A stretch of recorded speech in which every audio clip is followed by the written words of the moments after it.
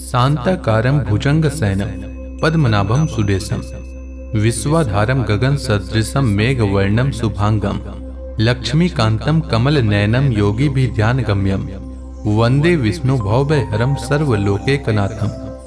ओम नमो भगवते वासुदेवाय। आपका भक्ति कथा चैनल पर स्वागत है।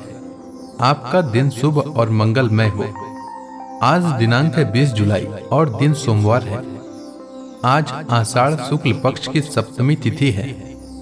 आज सूर्योदय का समय सुबह 5:36 और सूर्यास्त का समय शाम 7:19 रहेगा।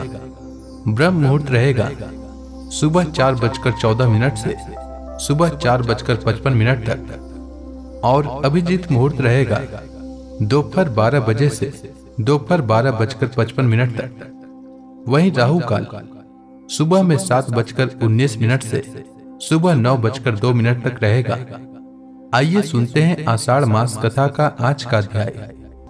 श्री सुखदेव जी कहते हैं, परीक्षित, जब वसुदेव जी लौट आए तब नगर के बाहरी और भीतरी सब दरवाजे अपने आप ही पहले की तरह बंद हो गए।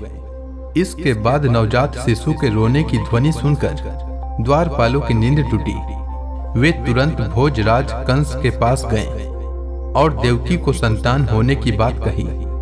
कंस तो बड़ी आकुलता और घबराहट के साथ इसी बात की प्रतीक्षा कर रहा था। द्वारपालों की बात सुनते ही वह झटपट पलंग से उठ खड़ा हुआ और बड़ी शीघ्रता से सूतिका गृह की ओर झपटा। इस बार तो मेरे काल का ही जन्म हुआ है, यह सोचकर वह विवल हो रहा था।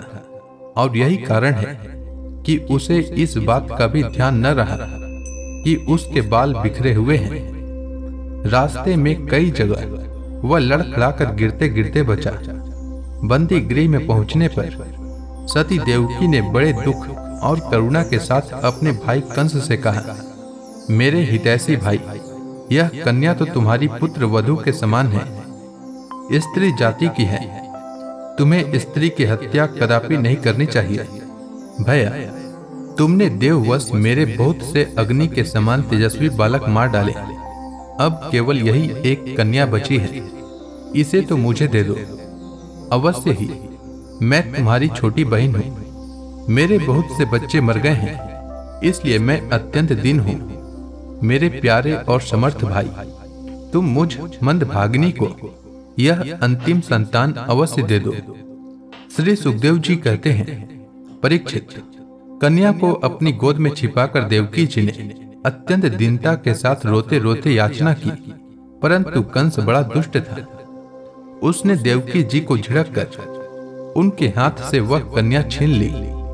अपनी उस नन्ही सी नवजात भांजी के पैर पकड़कर कंस ने उसे बड़े जोर से एक चट्टान पर दे मारा। स्वार्थ ने उसके हृदय से सौहार्द को समूल उखाड़ फेंका था। परंतु श्री कृष्ण की वह छोटी बहन साधारण कन्या तो थी नहीं, देवी थी। उसके हाथ से छूटकर तुरंत आकाश में चली गई और अपने बड़े बड़े 8 हाथों में आयुध लिए हुए दिख पड़ी। वह दिव्य माला, वस्त्र, चंदन और मणिमय आभूषणों से विभूषित थी। उसके हाथों में धनुष, त्रिशूल, बाण, ढाल, तलवार, शंख, चक्र और गदा, ये 8 आयुध थे।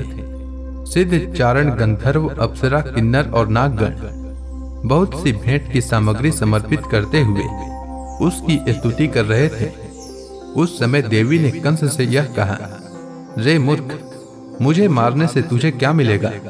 तेरे पूर्व जन्म का शत्रु तुझे मारने के लिए किसी स्थान पर पैदा हो चुका है। अब तू व्यर्थ निर्दोष बालकों की हत्या न किया कर। कंस से इस प्रकार कहकर भगवती योग माया वहां से अंतर्धान हो गई और पृथ्वी के अनेक स्थानों में विभिन्न नामों से प्रसिद्ध हुई। देवी की यह बात सुनकर कंस को असीम आश्चर्य हुआ। उसने उसी समय देवकी और वसुदेव को कैद से छोड़ दिया और बड़ी नम्रता से उनसे कहा, मेरी प्यारी बहन और बहनोई जी, हाय हाय, मैं बड़ा पापी हूँ। राक्षस जैसे अपने ही बच्चों को मार डालता है, वैसे ही मैंने तुम्हारे बहुत से लड़के मार डाले। इस बात का मुझे बड़ा खेद है। मैं इतना दुष्ट हूँ कि करुणा का तो मुझ में लेस भी नहीं है। मैंने अपने भाई बंधु और हितैषियों तक का त्याग कर दिया। पता नहीं अब मुझे किस नरक में जाना पड़ेगा। वास्तव में तो मैं ब्रह्मघाती के समान जीवित होने पर भी मुर्दा ही हूँ। केवल मनुष्य ही झूठ नहीं बोलते, विधाता भी झूठ बोलते हैं। उसी पर विश्वास करके मैंने अपनी बहन के बच्चे मार डाले। ओह, मैं कितना पापी हूँ। तुम दोनों महात्मा हो, अपने पुत्रों के लिए शोक मत करो। उन्हें तो अपने कर्म का ही फल मिला है। सभी प्राणी प्रारब्ध के अधीन हैं। इसी से वे सदा सर्वदा एक साथ नहीं रह सकते। जैसे मिट्टी के बने हुए पदार्थ बनते और बिगड़ते रहते हैं, परंतु मिट्टी में कोई अदल बदल नहीं होती, वैसे ही शरीर का तो बनना बिगड़ना होता ही रहता है, परंतु आत्मा पर इसका कोई प्रभाव नहीं पड़ता। जो लोग इस तत्व को नहीं जानते, वे इस अनात्मा शरीर को ही आत्मा मान बैठते हैं। यही उल्टी बुद्धि अथवा अज्ञान है। इसी के कारण जन्म और मृत्यु होते हैं, और जब तक यह अज्ञान नहीं मिटता, तब तक सुख दुख रूप संसार से छुटकारा नहीं मिलता। मेरी प्यारी बहन, यद्यपि मैंने तुम्हारे पुत्रों को मार डाला है, फिर भी तुम उनके लिए शोक न करो, क्योंकि सभी प्राणियों को विवश होकर अपने कर्मों का फल भोगना पड़ता है। अपने स्वरूप को न जानने के कारण जीव जब तक यह मानता रहता है कि मैं मारने वाला हूं या मारा जाता हूं, तब तक शरीर के जन्म और मृत्यु का अभिमान करने वाला वह अज्ञानी बाध्य और बाधक भाव को प्राप्त होता है। अर्थात वह दूसरों को दुख देता है और स्वयं दुख भोगता है। मेरी यह दुष्टता तुम दोनों क्षमा करो, क्योंकि तुम बड़े ही साधु स्वभाव और दीनों के रक्षक हो।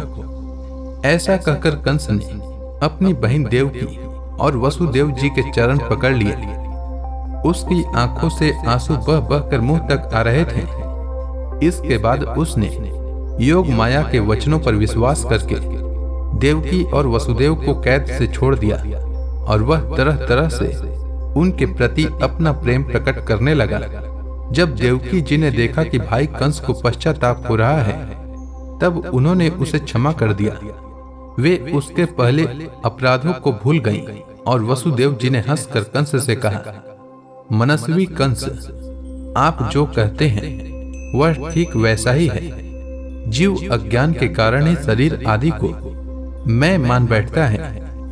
इसी से अपने पराये का भेद हो जाता है, और यह भेद दृष्टि हो जाने पर तो वे शोक, हर्ष, भय, द्वेष, लोभ, मोह और मद से अंधे हो जाते हैं। फिर तो उन्हें इस बात का पता ही नहीं रहता कि सबके प्रेरक भगवान ही एक भाव से दूसरे भाव का, एक वस्तु से दूसरी वस्तु का नाश करा रहे हैं। श्री सुखदेव जी कहते हैं, परीक्षित, जब वसुदेव और देवकी ने इस प्रकार प्रसन्न होकर निष्कपट भाव से कंस के साथ बातचीत की, तब उनसे अनुमति लेकर वह अपने महल में चला गया। तो इसी के साथ यह अध्याय समाप्त हुआ। तो प्रेम से बोलिए विष्णु भगवान की जय, समस्त देवी देवताओं की जय। इसके आगे की कथा मैं कल के अध्याय में सुनाऊंगा। तब तक के लिए भगवान श्री हरि विष्णु का नाम जपते रहें।